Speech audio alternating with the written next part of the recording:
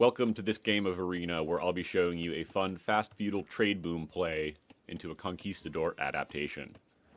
I'm going to be going for a fast feudal as the pocket on Arena, and the reason that I'm doing this is because I want my scout to be out on the map with upgrades as soon as possible in early feudal age, hunting for enemy scouts, and I also want to get my eco upgrades. This will delay my castle age time by about 2 minutes, but I'll have a strong starting eco and I'll be in a position where we have map control and the ability to adapt to what our enemies are doing. I've pushed in all of my deers nice and early, and I'm going to pull in my boar while I have one villager on wood. This means that I'll be able to get a mill up very soon, and that means I'll be able to go up to the feudal age very early in this game. You can see everyone in this game right now is around 15 population, and because we're collecting food at a very aggressive rate with only hunt underneath the town center, you can see that I still have 7 of my sheep left over with 1 underneath the TC here. We're in a position where we click up at 17 pop, and we really shouldn't have very much idle TC time at all to go with this. Just 2 seconds. So when we reach the next age, our scout will get upgrades for free. And once we reach this stage, we will go ahead and slow down and analyze this game a little bit more closely, because in feudal age, things will start to happen as player 1 is going for a tower rush, and player 2 is also going up to the feudal age. He's playing as the Italians, however, and with 20 population as the Italians, that might actually be intended for a fast castle play. But 20 pop is super tight, and when the tower rush hits, it might be hard to hold this position. Our scout is just looking for P4 scout at this stage, and we'll go ahead and get our lumber upgrade, and we'll send out more villagers onto berries so that we get up to the point where we have 4 on berries and around 7 or 8 on wood distributed across these 2 lumber camps. Unfortunately, I'm taking a sheep out in the middle of the map. Sheep management is not really my best feature in Age of Empires 2. I'm just continuing to look for scouts here as player 1 starts to tower rush player 2. P2 will reach the next age very soon, and he'll be able to drop a tower that will help to protect his stone and allow him to start to shoot down player 1's tower. P1's going for kind of the Winchester Classic, which is the towers plus archers approach. So rather than collecting a bunch of extra stone, he's going to be focused on getting some archers out and garrisoning this tower. He does also have 1 vill on stone, but he's doing some long-range mining here. I find a scout.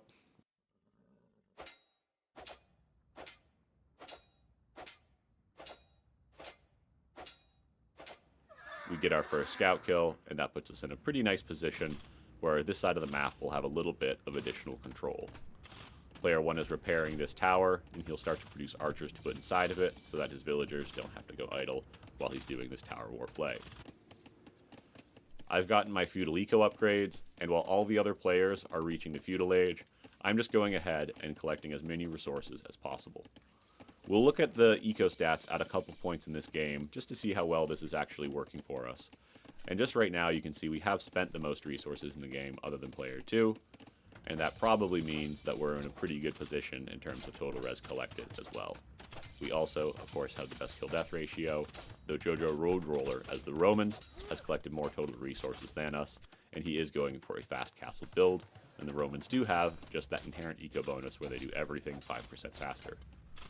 The Romans are actually the number 2 overall rated team game civ right now on Arena, where they're winning at a higher rate than every civilization except for 1.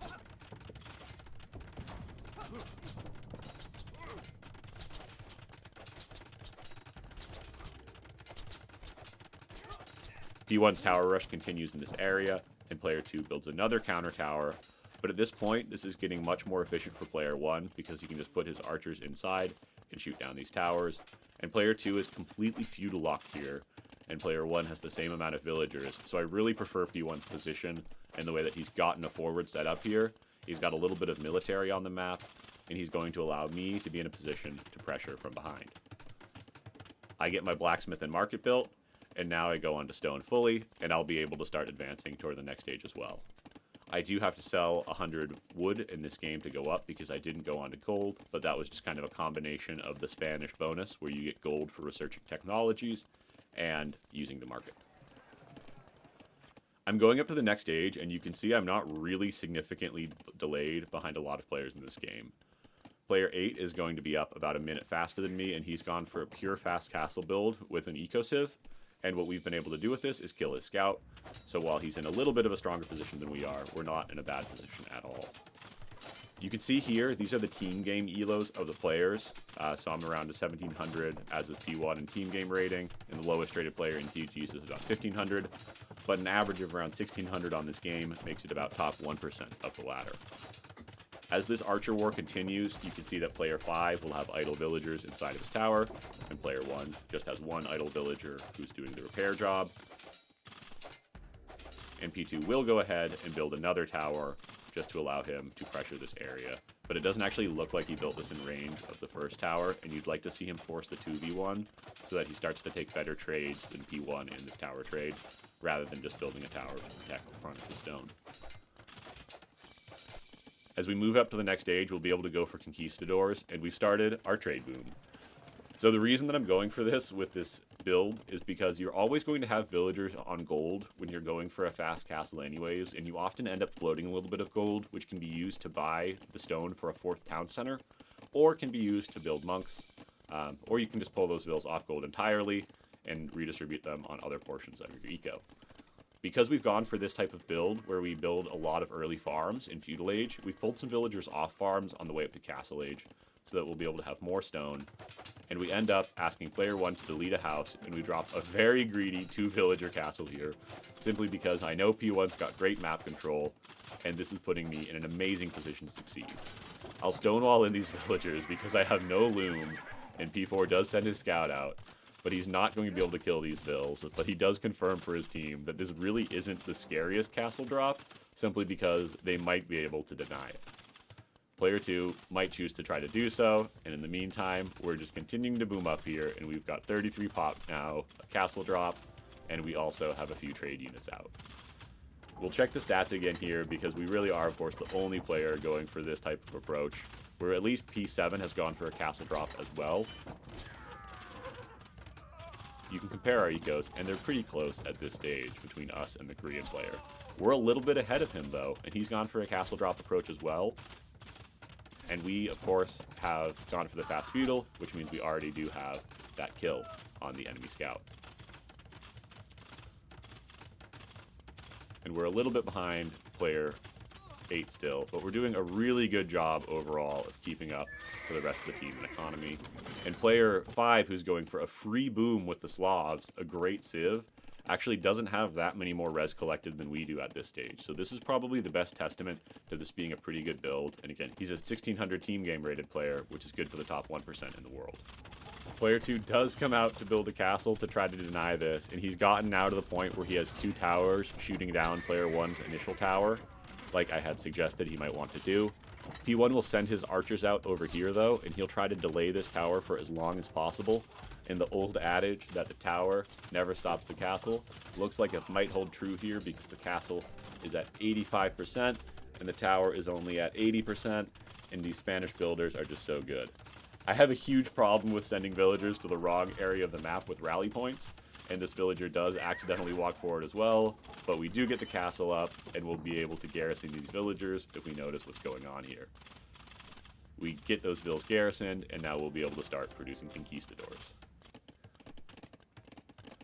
So we're at a pretty great position in this game now, I would say, because we are simply able to do whatever we want at home, where we're going to just keep on adding farms and making sure we have a great eco for producing conks. I stay on stone so that I'll either be able to drop more castles or add additional town centers in this game. It's really an adaptation play, and I'm not positive what I'm going to do. This castle, though, shoots down 4 of Red's towers and just leaves him in a terrible position, where we'll be able to easily break into his base, move through his economy here, and just apply a ton of pressure to them. I go ahead and build a mining camp here, which will get shot by the tower, but the vills are out of range, and we'll be able to start collecting the forward gold at player 2's base. While the conks mass up, we have war wagons moving forward into player 8's base, and P7 is doing a really nice job here just to break in and start to pressure, but P8 is also on stone, and in a little while he might have enough resources to drop a defensive castle and start to shut this down. But if he puts a castle here, P7 will simply be able to move over to the other side. And war wagons and conquistadors are both pretty tough units to stop on arena. I will, however, say that I always vote random civ, and I'm not really a big fan of just going for a pure conk play. But again, the game kind of dictated it, and I'm really enjoying this trade boom conk play that we've got going here. We go ahead and pressure P2, and we deny the full wall off, so this wall is pretty low on HP, and we should be able to break in soon, but P2 can wall behind. These vills are 5 range away from the Conquistadors, and Conks have 6 range, so you can't just freely build a market behind this wall off and expect the vills not to take some damage, but P2 does deny us from fully re-entering his base. And I make the decision now that player 2 is probably not in the best position because of how much damage he's taken, and I'm thinking that I should just go ahead and move on to the pocket. Player 4 is in a better position than I am because he's simply been free booming, but this stone mine is absolutely hideous, and I'm not sure what he's thinking here, other than that he might need a castle as soon as possible to defend himself from the oncoming Conquistador raid. P1's Vil has actually moved forward and is doing some outpost shenanigans, which just really pleases me, and I love to see this type of stuff, because he's setting me up and giving me vision to know where to come. I see that there's stone here because player 1's villager is building an outpost, and I start to punch away at this gate. You can see the conks destroy the gate fairly quickly, doing 50 damage per volley, which is 10 damage per conk shot, but I don't have a ridiculous conk mass, and I am adding town centers behind as well. Player 7 and I have both arrived now, though we do see this, and I ping over to player 6's base to suggest that we hit the Mongol player, and the Mongol player does have the top score on the enemy team, which implies that he is in the best position to carry their team, and that we, therefore, should try to delay him. We're in a really nice position here because we have both flanks going for military, and we have one pocket going for military. That means that player 5 is in a true free boom position, where he's got 104 villagers, and he's even adding a ridiculous 6th TC as the Slavs. We're breaking into player 6's base, so P6, who is their only player who's in this really strong boom position, now can't continue booming, and instead has to try to stop this push. So he has all these military buildings up, but there's not really a lot you can do when you've got 8 wagons and 5 conks in your base and you don't have any military. So he's just trying to wall behind and keep this out for as long as possible, but when it does break in, it's going to be an absolute nightmare for him. And he is, of course, not focused right now on his macro and just getting up to the next stage and getting to the carry position. He's focused on surviving, where player 5 is focused on carrying. P2 is doing a nice job here, and he'll go up to the Imperial Age, which means I'll probably lose this castle quite soon.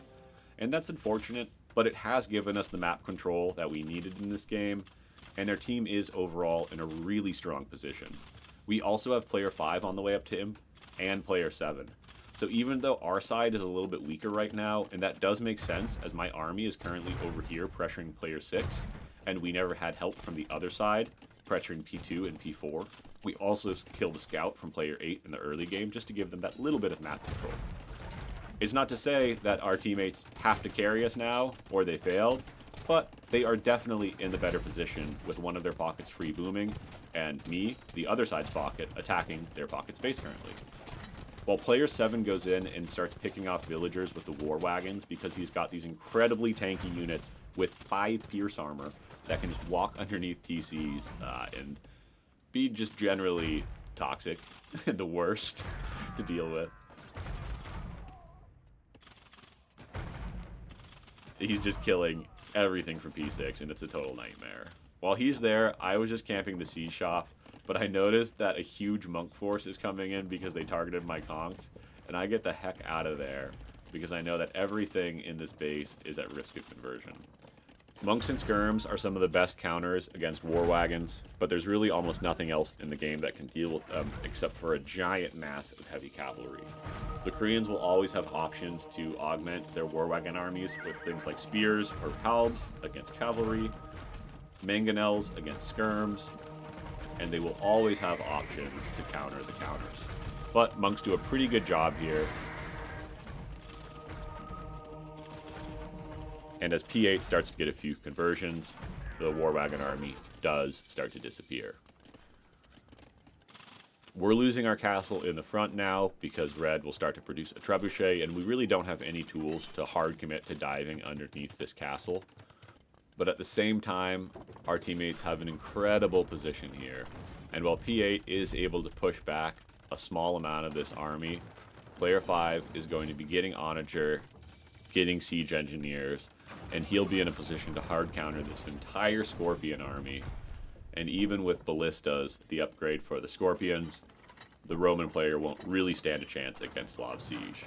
This is in the new alleged Scorpion meta that we've been seeing, but these units just really aren't as powerful as Onagers when it comes down to it at the end of the day.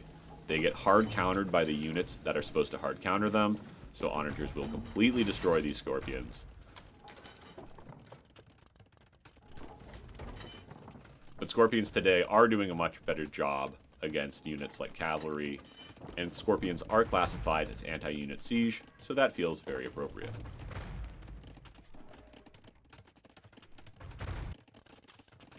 Our castle has gone down and our forward is lost, but player 4 is in a position where his Cavalier are kind of forced to stay home, and he doesn't have the ability to come forward with villagers and just build a castle forward. Conks are one of those units that can fight up against Imperial Age cavalry even when they only have Castle Age upgrades, because they do way more damage than even something like a heavy Cav Archer, so you're not waiting for those Bracer and Chem upgrades to come in order to hit through the Cavalier's armor. The Frankish Paladin will be absolutely terrifying in this game, and the push coming in from P2 and P4 is very intimidating. The Genoese crossbow force my Conks to run away whenever they are able to openly fire upon them, but I've been able to push back P2's villager for now and at least delay this siege workshop. Basically the name of the game right now for my team, because both player 1 and I are in a pretty good position economically compared to P4 and P2, who combine for only about 180 villagers to our 230, is holding and delaying. The longer we can prevent the enemy from coming forward with a giant siege mass, the better.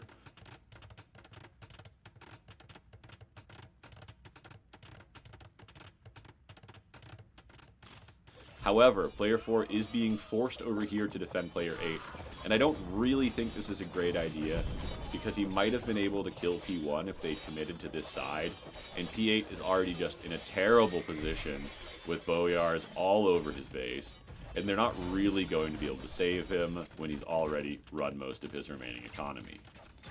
The Paladin and Boyar will fight here though, and this is a pretty interesting engagement, as the Frank Paladins are some of the best Paladins in the game. But without Blast Furnace, they shouldn't be doing a ton of damage against these Boyars. The Boyars were trying to escape though, so they aren't freely engaging, and it's not really a great fight with the numbers. However, the Boyar will live for a long time, especially in this choke point, and it means that we don't have a huge massive Paladin in our base. The Paladin that are coming to our base are meeting our Conquistadors, and like I said, even though these are just Castle Age Conks, they're still incredibly powerful, and they are able to push back Paladin armies that come in. Things like Mangadai from the Castle Age, or even early Imp Mangadai, with 10 attack, having the Bracer and Chemistry upgrades, are still doing 6 less damage than the Conks. When you consider that the Paladin has 7 armor, the Conk is actually hitting 9 damage, and the Mangadai is only hitting 3. So we're doing 3 times more damage per shot. We'll move in with the Conks here and try to get on top of the Genvos. I'm thinking that with Micro I can shoot down some of the ones in the back line as well, but it's just really not a good looking fight for us, and I'm not sure why I thought this would be a good idea before Elite and the final armor come in for my units.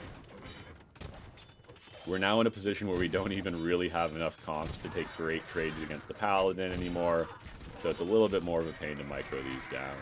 But we're at this point in the game now where, because player 5 was able to kill that huge army from P4 that came across, we are now in a position where we are not being so heavily pressured on this side. P5 has more than made up the difference for the pressure that we put on player 6, and now they've put us in a great position where we really should no longer be dying in this game. I have Elite Conquistador now with 18 attack, and these are just really punching through the Paladin armor now. And we have plenty of military to push back this force. The skirms will counter the Genvos, and once again, we come in on top of the Genoese crossbows with the Conquistadors, and at this stage, the Paladin aren't there to push us back. The Genvo numbers aren't there anymore to stop us, and the conks do get to clean up. Conks are really good against siege units as well, so we come in and we'll poke down the bombard cannons, we'll help clean up the trebs, and now, just like a wave of Paladin across the map, the Boyar have arrived, and there is just absolutely nothing that the enemy is going to be able to do to stop this ridiculous army of 44 Boyars and 20 conks from just completely ripping them apart. Both of these armies hard counter the Paladin, and even though the Genbo technically counter these armies, they will just die to the skirmishers. And also, we just need to get trebs and push this area down, and there's nothing that the Italian player will be able to do about it with only conks, with only Genbo in defense. The conk mass continues to grow, and I've used my trade eco at this point just to go ahead and buy up a couple more castles so that we'll have quadruple castle conk production. And at this stage in the game again, there's really nothing that the enemy can do anymore. The score is about 2,000 apart, which is generally about the time that people will start to resign on Arena. And even though P6 has Elite Mangadai, and even though P4 has Frankish Paladin, they just aren't in a position to stop these raids from destroying player 8. And we're in a position with this Conquistador army to freely move around the map, intercept trade units, and pick off eco, because P2 just doesn't have the military presence to move out within this area, and neither does player 4 anymore. Going for a gold unit like the Conquistador, that's a ranged hit and run unit, is really great because you don't tend to lose very many conks, and you can see that these 29 conks have 60 kills and 6,000 damage, so they've been absolutely ripping apart these Paladin and Genoese crossbow. Paladin simply don't last as long as conks on the map, so you have these really expensive gold units that do die, and that means that you're just not in a position to succeed. The enemy team will start to tap out here, and we do take the W. And the most made units on our team are 130 elite Boyars, 90 elite Conquistadors, and of course, the mighty Skirm. The enemy's team was heavily invested into Paladins, which were simply killed by the Boyars, and while P2 did a good job of getting a Genbo mass out, they simply weren't able to win this game. Our trade profit was a lovely 7,000 in this game with a very early start, and it felt super strong. We don't have the best eco overall, and our flank actually has more economy than we do, but he did go for a 4TC boom, so I'm okay with that. When you compare our eco, however, to our opposite pocket on the Franks, this Spanish fast feudal trade eco, with tons of map control behind, did actually end up extremely comparable to the free boom Frankish eco. Again, I'm a little bit higher rated than this player, so you do have to take this with a grain of salt, and we do have to accept that simply this is not an economy build, and it's more of a military pressure and map control build. We end the game with a lovely 3-1 KD, only outmatched by player 7's wagons, which are just incredible units. Thanks for watching. Please give the video a like or subscribe to the channel if you're enjoying the content. This is Varus. Have a great day.